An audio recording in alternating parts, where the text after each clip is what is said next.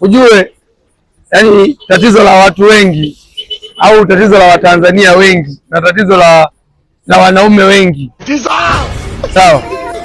Yani mtu anapata tu IST anza kusumbua kuenzie huko. Anajiona yeye yani kajipata.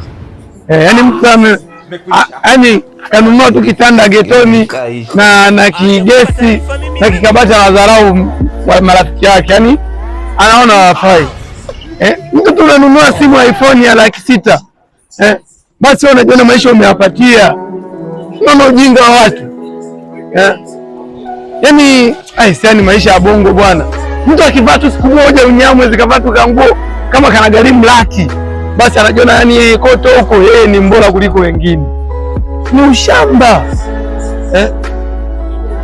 Mtu tu yani mtu kapata tu milioni 2 3 ngapi?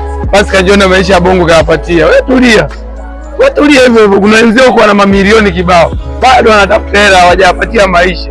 Wewe ni nani upate $500,000 milioni udharau wenzio? 2 milioni 2 3 5 unajiona ni mbora. Unanunua ka IST hivi Corolla. Unapita unatumwagia matope mtaani. Haina noma. Fresh. Haina noma.